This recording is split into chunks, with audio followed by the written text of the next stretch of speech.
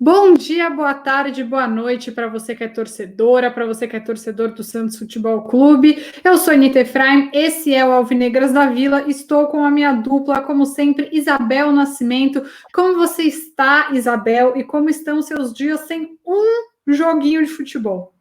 Tranquilos, meu coração vai bem, minha ansiedade vai bem, porque por mais que a gente sinta muita falta, jogo de futebol, ele, como sabemos, ele tem muitas chances de acabar com o seu dia, não é mesmo?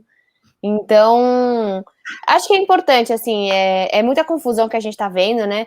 Ontem aí o Santos a Conmebol soltou que o Santos vai jogar em Brasília, o que seria na Vila Belmiro, que já foi no Paraguai, já foi na Ressacada, agora provavelmente vai ser em Brasília. Então a gente está esperando, né? Porque não sabe também se Brasília vai aceitar esses jogos. Infelizmente, aí Brasília deve entrar em quase um lockdown, ter medidas mais restritivas a partir do dia 1º de abril. Então, a gente não sabe onde vai ser o jogo de volta, mas aparentemente teremos o jogo de ida. O de volta a gente já não sabe bem, né? Então, assim, o negócio é fazer um ótimo resultado na ida, porque se só valer esse jogo, que a gente ganhe, tá? De bons gols, porque vai que eles falam um jogo único. Então é bom que o Santos ganhe. E para isso, hoje a gente trouxe informações diretamente da Argentina, né, Nick? Conta para nós. Exatamente. A gente conversou com o Diego Paulis, que é setorista do São Lourenço, no Diário Olé, que acho que é o jornal esportivo mais conhecido da Argentina, acho que a gente pode chamar assim. E a gente fez uma série de perguntas para ele e a gente vai compartilhar essas perguntas com vocês, as respostas, né, no caso, com vocês hoje e comentando. Então, a primeira coisa que a gente perguntou para o Diego foi como joga o São Lourenço e quais são os pontos fortes y las principales dificultades da equipe.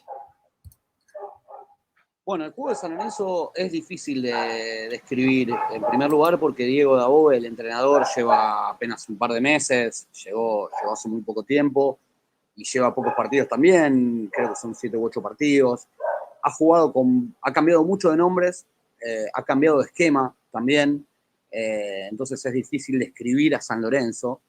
Por Copa Libertadores ante Universidad de Chile utilizó siempre una línea de 4 en el fondo, que es donde más cambió. Por momentos por el torneo local puso línea de 5, pero por Copa Libertadores jugó con línea de 4, casi siempre en un 4-4-2. Supongo que con Santos jugará de la misma manera, tanto de local como de visitante, ¿no? Dificultades tiene bastantes.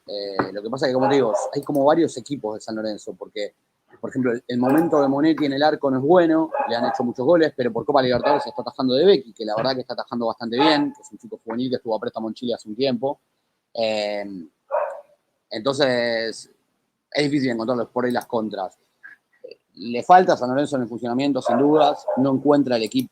Vamos só parar um pouquinho, porque a Anitta, ela ouve de maneira como se estivesse falando em português, mas a gente não. Então, vamos dar uma pausada para dar aí para você explicar. Ele inicialmente falou do técnico e depois falou mais taticamente, né, Ni? Isso, exatamente. Bom, primeiro o Diego conta, então, que o treinador, o Diego Dabov, ele chegou recentemente ao São Lourenço, que ele ainda não encontrou o time ideal, ele fez poucos jogos oficiais. Isso ele não falou no áudio, estou acrescentando aqui que ele recentemente jogou fora de casa com Estudiantes e ganhou por 2-0, mas a equipe não vem jogando muito bem, tem tido variações táticas. Uma hora a gente pega assim, quais as dificuldades? Ele falou dificuldades? Tem várias, mas depende do time que vai a campo. Então ele ainda está encontrando o time ideal. Até uma situação até um pouco parecida com o próprio Santos, né? Que tem um treinador novo, que ainda não fez tantos jogos e ainda está procurando o time ideal. Falou que às vezes joga contra a Universidade de Chile, jogou com uma linha de 4 na defesa, mas em algumas ocasiões, às vezes ele também joga com uma linha de 5. E é isso, está variando ainda para encontrar o time. Acho que foi isso, né, Bel? Sim, mas eu acho muito que a diferença é que a expectativa lá é diferente do que aqui. Eu acho que o técnico, se a gente puder falar um pouco mais de pressão, eu vejo o técnico do São Lourenço um pouco mais pressionado para mostrar algo, quanto nós estamos muito mais pacientes e muito mais confiantes. Eu acho que isso também vem do momento da equipe em si, né? O Santos, por mais que tenha bons resultados, ou resultados mais ou menos, a gente sabe que tanto o patrocinador Master como outro patrocinador que apareceu essa semana, o Santos vem em um crescimento até profissional. Então é claro que o futebol é importantíssimo, mas eu acho que nesse momento o futebol do Santos tá meio que... Vou falar uma coisa que pode ser entendida errado, mas acaba que o futebol está em segundo plano quando a gente está tão feliz que o Santos, de maneira empresa, de maneira uma instituição, está indo para frente. Vou continuar o áudio dele. Tampoco Dabove. Tiene algunos niveles individuales altos, como el de Julián Palacios o el de Juan Ramírez. Le ha costado tener una solidez defensiva, pero por Copa ha sido un poco más sólido que por el torneo local. Cuando Ángel Romero, sobre todo, que ha jugado más que Oscar, tiene buenos partidos, es muy bueno, pero por otros partidos por ahí no juega tanto, no aparece tanto. Entonces ahí puede haber un pro o una contra. Está así bastante efectivo Franco Di Santo, que jugó en el Mineiro hasta hace poco tiempo, ha hecho varios goles en pocos partidos, está bastante efectivo, muy eficaz en cuanto a la capacidad goleadora, pero por ahí cuesta encontrar esto de pros y contras, o los puntos a favor o las dificultades, porque ha cambiado mucho Dabove y no está claro cuál es el esquema, cuál es el equipo titular, va variando bastante. Eu acho que o que é interessante é que, como ele disse, está variando muito, a gente não tem ainda exatamente como é o esquema de jogo, como que a gente vai jogar. O Santos também está variando pra caramba, só que a gente já está percebendo que o Ola gosta. Isso vem muito da pesquisa até, todo o texto que a Anitta trouxe antes do Ola chegar no Brasil. Ele parece muito ter uma filosofia, eu acho isso muito interessante. Então, assim, o tipo de zagueiro que a gente está vendo que ele está gostando mais, se interessando mais no Santos, é o estilo que ele propõe. Então, eu acho que, assim, o Ola, nessas 2 semanas em Atibaia, eles colocaram que na primeira semana foi algo muito mais voltado à filosofia do novo técnico e para que nessa semana que a gente está agora seja implementado como jogaremos contra o São Lourenço. Então, eu acho isso muito interessante. Até porque no próximo jogo, como bem saiu na Gazeta, o Caio Jorge não vai jogar. O Marinho está há 40 dias sem jogar. Claro que... Soteldo, a gente nem sabe se vai jogar. A gente não sabe aonde está o Soteldo. Nesse momento, eu não sei aonde ele está. Se ele está no Panamá. Então, saiu uma informação na TNT Esportes, até vi no Twitter do Léo Ferreira, foi meu colega de faculdade, meu amigo, que a TNT deu que ele conseguiu voltar para o Brasil, mas a gente ainda não tem exatamente certeza o que está acontecendo. Se ele está aqui, se ele está em Natal, se ele está no Rio Grande do Sul, o Soteldo está por aí. Então, se você achar o Soteldo, leva para Atibaia, porque tá fazendo falta, assim, eu acho que eu quero deixar claro que eu não tô cornetando aqui o jogador, não estamos falando mal dele, a gente só tá brincando, gente, aqui não é uma crítica pessoal. É uma grande confusão, né, eu acho que, assim, todo esse momento... O mundo tá bem confuso, né? Exatamente, como a gente teve jogo com a Ponte Preta, não teve? Teve, não teve? Teve, não teve? Foi, então, assim, é isso que tá acontecendo com o Soteldo, exatamente o que a gente viu com o jogo da Ponte Preta e todo o envolvimento da federação. Vamos passar para o próximo áudio. Você quer comentar primeiro... sobre a pergunta do próximo áudio, para ficar mais esclarecedor? Sim, eu mandei a pergunta para o Diego, foi como foram os jogos contra a Universidade de Chile, e é muito importante o que ele vai falar, porque dá um contexto para essa classificação do São Lourenço. Vamos lá. Bueno, con la U de Chile tuvo allá un buen partido, empezó perdiendo, después lo empató a los pocos minutos y consiguió finalmente un resultado favorable por el gol de visitante al empatar 1-1, pero jugó un buen partido, sobre todo para lo que venía haciendo San Lorenzo. Y bueno, acá de visitante la verdad que el partido es muy raro. La U de Chile tenía muchas bajas por coronavirus, jugó con una defensa prácticamente emparchada, con jugadores que no eran defensores, jugando en posiciones que no eran las suyas, con chicos juveniles, algunos que debutaban en primera. La verdad que fue un partido extraño para analizar. San Lorenzo fue mal, lo ganó bien, con contundencia, pero bueno, el rival estaba muy diezmado, así que es difícil de analisar eso. Bom, claramente, né, a Ani vai falar mais sobre a Universidade de Chile e ela estava totalmente remendada, né? Muito por conta da Covid, aí, pelo que eu entendi. Tava jogando com zagueiros que não eram zagueiros, posições trocadas, muitos meninos. Então, realmente, não foi uma força máxima que o São Lourenço enfrentou. Não foi mesmo. O primeiro jogo foi 1-1 aqui no Chile, e o São Lourenço saiu atrás, mas conseguiu empatar. E aí, para o segundo jogo, a Laú já estava com 2 jogadores a menos, se eu não me engano, pela Covid-19. E no segundo jogo foram 8 jogadores a mais que ficaram fora por causa da Covid. Ou seja, no segundo confronto, o time chileno estava com 10 jogadores a menos, por causa da Covid. Então, obviamente, isso tira o jogo de um contexto e de uma competitividade. O São Lourenço ganhou fácil? Ganhou fácil, ganhou tranquilo, mas o outro time estava com 10 jogadores a menos. Tanto é que o Diego fala, uma partida muito estranha, mal dá para analisar. E aí, Bel, o segundo jogo teve 2 gols do São Lourenço de bola aérea. Então, que a gente perguntou. Exato. Então, foi isso que a gente perguntou para o Diego, né? Qual é a da bola aérea do São Lourenço? Se é um atributo forte deles, se é uma jogada comum, vamos ouvir o que ele fala.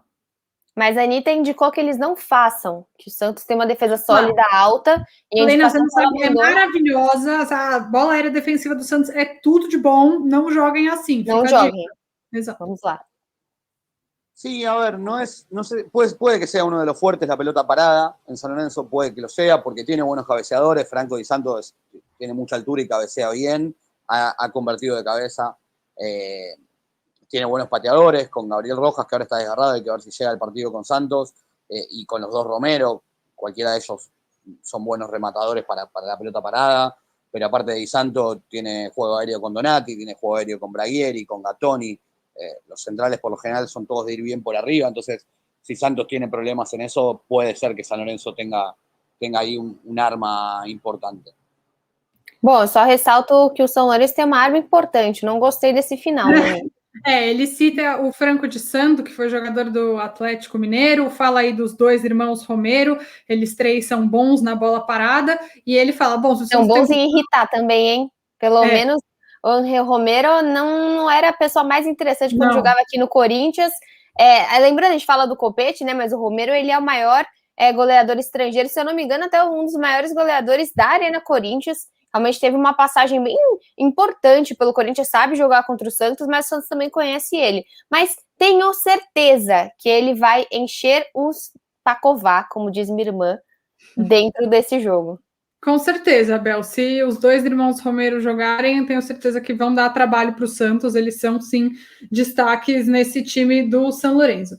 E eu até queria saber mais sobre isso. Se eles eram de fato, se eles são de fato os jogadores mais importantes desse time. Aí o Diego citou alguns nomes para a gente que são destaques dessa equipe. Para a gente ficar de olho. Vamos Exato. ficar de olho nesses colegas. A ver, por nombre, los principales jugadores de San Lorenzo claramente son los Romero, Ángel y Oscar. Por ahí no tanto por rendimiento ni por participación, porque Oscar está jugando bastante poco con Dabove y porque Ángel ha tenido buenos partidos y otros que no ha sido determinante. Pero vamos torcer para que contra o Santos não seja determinante, né? Exatamente. Quem mais? En cuanto a rendimientos, Juan Ramírez es el más regular, el que más ha sostenido buenos rendimientos en el tiempo, desde hace un buen tiempo a esta parte, incluso antes de la llegada de Dabove. Y hace pocos partidos apareció Julián Palacios en el equipo titular, que es un chico juvenil del club, al que Dabove puso en cancha y rindió muy bien. Rindió muy bien en los partidos de Copa y ayer frente al Dosivi también volvió a entrar en el segundo tiempo y fue una de las figuras. Así que por ahí por rendimiento ellos 2 sean los más importantes. Bom, ele respondeu bem perto do que você esperava, Nani. Sim, os Romeros, eles são os maiores nomes, mas ele cita aí outros jogadores para ficar de olho. Então, gente, vamos mandar aqui esse podcast para Ariel Rola para já ficar de olho nesses jogadores, para o Santos não ter grandes problemas. E até é curioso, né, Bel, que ele não cita o Franco Di Santo, apesar dele ter citado o Di Santo na pergunta sobre a bola aérea, né? Uhum. Ele não é tão habilidoso, ele não é tão determinante assim quando a gente está falando de bola no chão. E aí, acho que todo santista deve estar preocupado com esse jogo, sabe que é um jogo grande, um jogo difícil, mas a gente também tem que saber como os jogadores do São Lourenço, como a imprensa argentina, entende jogar contra o Santos. Qual que é a grandeza de se jogar contra o Santos? É isso que o Diego fala no último áudio. Lembrando que às vezes se menospreza, porém somos finalistas da Copa Libertadores, né? Então, assim, se alguém fala, putz, quem é Santos? Alguém nasceu ontem, putz, quem é esse time que a gente vai pegar? Nossa, interessante, ele foi finalista desse último campeonato. Então, eu acho que, por mais que o Santos tenha tido modificações grandes, como o Veríssimo, como o Pituca, não tá podendo contar com o Caio, o Santos vem, além dos seus títulos, vem ainda carregando seu vice-campeonato, né? É uma nhaca, né? Ser vice, mas diz que você consegue chegar lá e que você sabe jogar essa Copa muito bem. Então vamos ouvir. Isso é muito, muito, muito interessante. Sí, sin duda que Santos es un rival difícil. Estamos hablando de subcampeón de América y te tocan una serie de repechaje. No lo benefició el fixture o el sorteo, en realidad, a San Lorenzo, porque la U de Chile, si bien no viene tan bien, es un equipo importante de Chile y después le toca el Santos de Brasil, con todo lo que significa por historia y por presente de Santos, más allá que por ahí ahora no sea el mismo que el del año pasado o el de la Copa pasada. Pero sí, obviamente que tiene un rival muy difícil en Santos, muy complicado para jugar esa llave pensando en clasificarse a la fase de grupos de la Libertadores. Es un rival a respetar y que sabe que lo puede lastimar en cualquier momento. Sí, para San Lorenzo es considerado un rival complejo, sin dudas.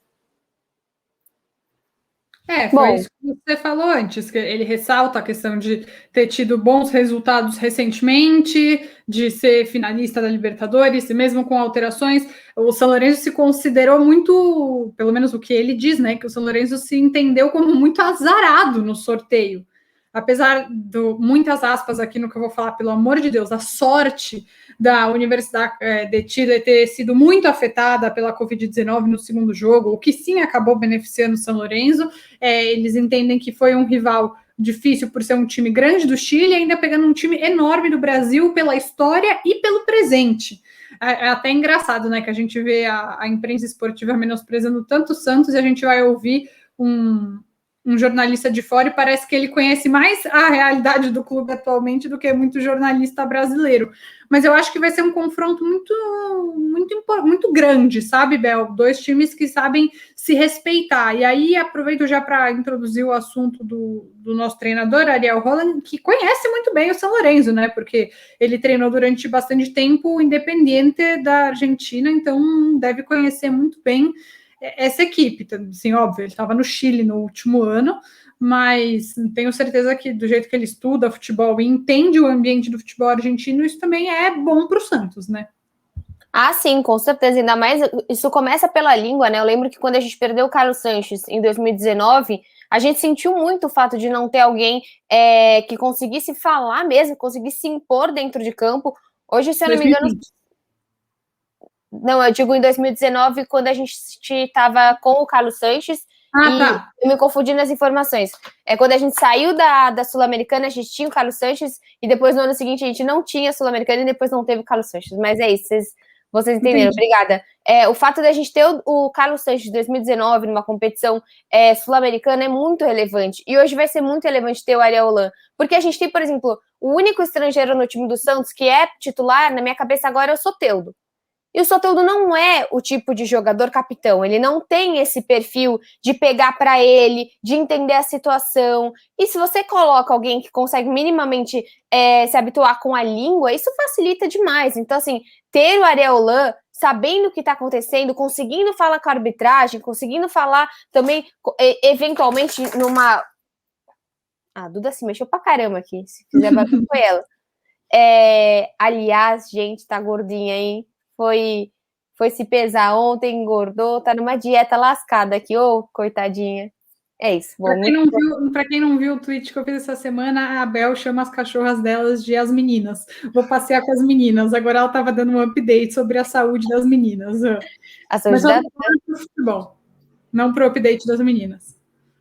Oi? Não entendi, desculpa. Voltando para o futebol, agora que você já deu o update das meninas. A Flora tá bem, a Dudinha que tá de dieta agora, porque ele engordou. Mas eu acho que é isso, eu acho que faz o Holan nesse momento faz muita diferença, e eu acho que é muito, vou ser redundante, muito diferente também do que a gente tinha com o Sampaoli, né? Porque pelo que a gente pouco viu dele no campo, ele é mais centrado, ele é mais calmo, ele é alguém que realmente consegue ajudar o time dentro de campo e não simplesmente acabar até ficando mais nervoso do que o time, como a gente via com o Sampaoli, né? Sim, eu acho que o que ele que a gente sabe até agora, né, que ele transparece ser mais calmo, mas ter bastante intensidade nos treinamentos, né? O Santos tem treinado bastante nessas semanas em Atibaia, não vazam tantas informações, mas a gente até teve a oportunidade de conversar com o Luan Pérez na live do Diário do Peixe, né, Bel? Para quem não assistiu, procura, depois desse podcast, você procura lá no canal do Diário do Peixe para ouvir, mas que os treinamentos têm sido intensos, que essa questão da bola parada está sendo... tecnologia também, né, Ni? Achei super legal o Luan Pérez comentando que Sim. o Ariel trocou o GPS, então agora os jogadores vão correr muito mais rápido. Mentira.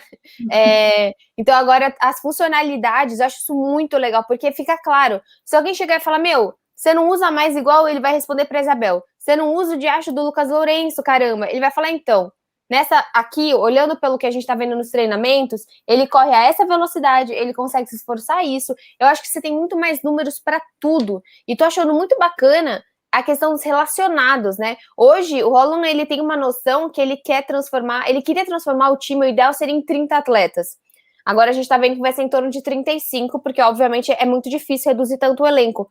Mas é muito bacana o que ele tá fazendo, de conseguir ir para times legais, sabe? Assim, e o Thailson no Curitiba, o Arthur no Atlético Goianiense. Eu acho que essa questão de você conseguir fazer essa lista de relacionados e ser exposto isso, né? Eu sei que o Musetti sempre traz essa lista de relacionados. É muito interessante para você ver o que o técnico espera, né? Que ele quer contar. Sim, sim, com certeza. Eu acho que eu até escrevi isso no Diário do Peixe essa semana, que eu acho que ele está se mostrando um grande parceiro, né, Bel? Até porque ele faz essa lista de relacionados, mas ele não exclui ninguém por implicância. Ele testa cada jogador para ver se o jogador é do agrado dele ou não. Então a gente sabe do Felipe Cardoso não foi do agrado dele, mas o Lucas Venuto está ganhando uma outra chance, assim como o Alexandre Tan. Não é que simplesmente ele fala, não, você eu não quero, você vai treinar na academia. Luiz Felipe, que ele talvez não veja tanto talento ou isso, aquilo, mas vê a importância da posição. Sim, mas aí o Lécio foi dispensado, sim, já rescindiu, vai para a Chape, aí como você falou, tá, Wilson, Arthur Gomes também está aberto para ser emprestado, se tiver algum time interessado, né? Acho que isso talvez até possa, enfim, acho que é um caso que a gente ainda não precisa saber mais detalhes dessa questão do Palha, mas o que a gente sabe é isso, que tem a possibilidade de um empréstimo, mas, enfim, acho que a gente consegue ver um comprometimento do Ariel Roland com encontrar soluções dentro do grupo que ele tem, já que ele sabe que o Santos não pode contratar e não vai poder contratar durante algum tempo. Eu espero que a experiência dele no futebol sul-americano se sobressaia. Não é sobressaia, eu não lembro agora a palavra, vou usar sobressaia. Se sobressaia nesses confrontos contra o São Lourenço, se traduza, era essa a palavra. Bonito. Obrigada. Mas eu fico preocupada também, Bel, sobre a questão de um campo neutro no segundo jogo, né? Porque o São Lourenço vai jogar em casa. Aliás, eu acho uma certa hipocrisia essa situação toda. Por quê? Porque, teoricamente, nem podem chegar voos do Brasil na Argentina, né? Eles baixaram uma nova regra por causa da variante brasileira e não poderiam chegar voos do Brasil na Argentina. Os voos foram cancelados. Mas o futebol sempre dá um jeito de driblar a regra, né? E aí o Santos vai para a Argentina vai jogar no próximo dia 6, aniversário do Giovani, e a volta deveria acontecer no dia 13, aniversário de Isabel, mas a gente não sabe onde. Então, o primeiro jogo vai acontecer. Aqui em casa. Eles vão jogar na quadra que tem embaixo do prédio da Bel para ela poder assistir de camarote. Mas aí o Santos perde a vantagem de jogar num gramado conhecido, que sabe que tem qualidade. Claro. É muito complicada essa situação. O campo neutro eu acho uma desvantagem relevante, mesmo sem torcida. Apesar que Santos Futebol Clube vem fazendo bons jogos fora de casa, né? No passado, sem a torcida, o Santos demonstrou um time bem forte jogando fora de casa. Então, eu acho que isso é um ponto positivo e mostrou fragilidade na Vila Belmiro, né? Então, eu acho que estão esses dois pontos aí que vamos ver. Isso a gente tá falando do Santos da temporada passada, mas eu acho assim, pra gente finalizar, a gente poderia pensar também num time que a gente jogaria. Eu conversei com o Noronha ontem pro canal, porque simplesmente sem Caio, possivelmente sem Soteldo, né? O Soteldo a gente não sabe as condições que ele vai chegar. Você imagina o estresse que esse homem está de simplesmente não saber da própria vida, né? A gente tá contando com o Giamota foi de carro para Atibaia, porque qualquer momento a esposa dele pode parir, e aí ele pega um carro e vai ver o nascimento do filho dele, né? Do Natan, que está chegando, não sei se já chegou nesse momento, mas hoje aqui, dia 31, o Natan ainda não chegou. Então, assim, as opções do ataque são complicadas. Eu acho que a gente tem uma zaga fixa, a gente tem o Luan Pérez e Kaique, aí muito da vontade do Olan. A gente tem Pará e Felipe Jonathan, não acho que vai alterar, não acho que ele vai colocar o Balieiro. E o João Paulo no gol, né? Até legal a sequência que foi colocada das defesas do João Paulo. Mas na frente, e tem o Alisson. Eu acho que o Alisson, nesse momento, é uma pessoa que não tá havendo alterações. A gente tem a possibilidade de Sandri e Balieiro. Ele já utilizou os dois, mas acredito que seja o Sandri. E aí, pra frente, é uma total incerteza, né?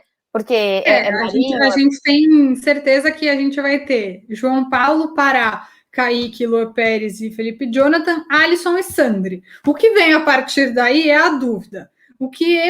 É muito difícil para mim dizer se eu escalaria o Pirani ou o Giamota, porque eu entendo que numa Libertadores, num jogo difícil como esse, a experiência ela acaba contando.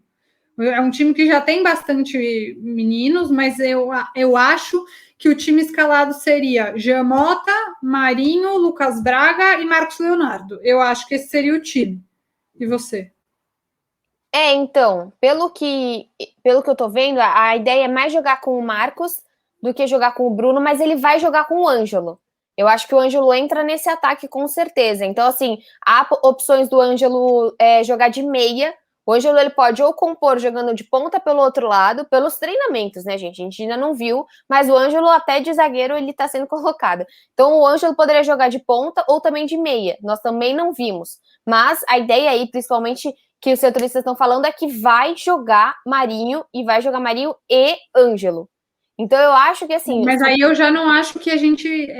Não sou treinadora, né? Mas eu não acho que seja inteligente você tirar o Ângelo da posição de ponta direita e deslocar ele para a ponta esquerda, onde ele não rende tanto, enquanto você tem o Lucas Braga ou o Soteldo, que são duas opções que rendem melhor pelo lado esquerdo. Chegando bem, ele vai jogar. Nem que assim, são 5 substituições. Soteldo tá cansado, tchau. Mas assim, Soteldo chegou mínimo. A gente lembra o que ele fez contra o Corinthians. Ele chegou, ganhou a partida e vazou. Então, assim, o Soteldo tem as condições de colocar a bola embaixo do braço e decidir a partida. Eu acho que a gente tem essa noção. E a gente também tem a noção que o Marinho pode simplesmente não aguentar a partida. Tá em condicionamento, tá treinando pra caramba, mas tem tempo que não joga. Então, assim, basicamente é uma grande bagunça, né? O Noronha acha que ele vai utilizar o Giamota de falso 9, que ele não vai usar centroavante. Também é uma outra opção. Então, assim, é muito do que o técnico vai avaliar essa semana e vai ser muito mais atual do que histórico. Acho que é isso que a gente tem que pensar. Muito mais do que está acontecendo nesse momento, nesse treino em Atibaia, do que o que a gente viu na Libertadores passada, do que o que a gente conhece desse time. Acho que vai surpreender a escalação de terça-feira.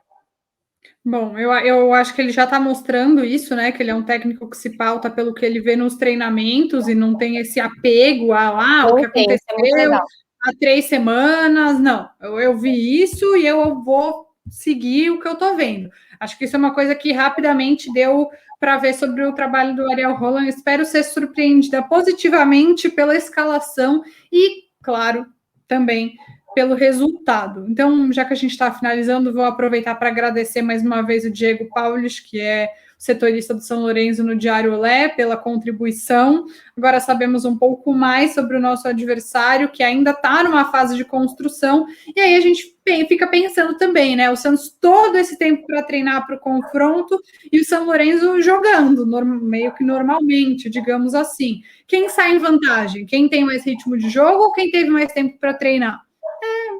Não sei. Fica aí para vocês mandarem no nosso Twitter, @alvinegrasdavi1, quem sai em mais vantagem, né? Quem tá menos cansado, quem tá mais bem condicionado, quem tá mais bem preparado. Eu espero que seja o Santos. Semana que vem estaremos aqui de novo, quinta-feira, porque quinta-feira é dia do quê? É dia de Alvinegras da Vila. Por mais que há pessoas que queiram mudar esse nome, né, Ni? Transformar em Alvinegras da Vila, para a gente poder incluir outras pessoas. Mas nesse momento, né, as donas do podcast são apenas Isabela Nascimento e Anitta Efraim. E a gente se vê na próxima semana. Algum recado? Nos sigam no Twitter, né? @alvinegrasdavi1. É um baita de um Twitter bacana e crescendo cada vez mais. Exatamente. Sigam a gente por lá. Leiam as nossas colunas no Diário do Peixe, assistam os vídeos de Isabel Nascimento no Imparcialmente Santista e os meus vídeos sobre futebol feminino no Eu Vim de Santos. É isso aí. Como eu gosto de dizer, apoiem o seu produtor de conteúdo independente local. É isso.